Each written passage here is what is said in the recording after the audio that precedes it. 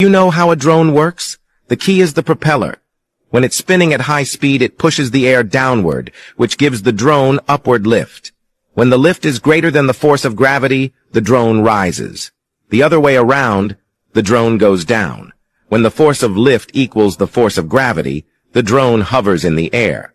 The propellers are connected to the motors. As the propeller rotates, it creates an opposing force, forcing the fuselage to rotate with it. So the helicopter needs a tail rotor to counteract the rotational force.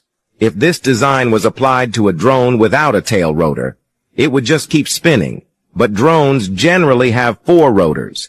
But if all 4 propellers are turning in one direction, it's still spinning in place. So the drone's neighboring propellers turn in opposite directions.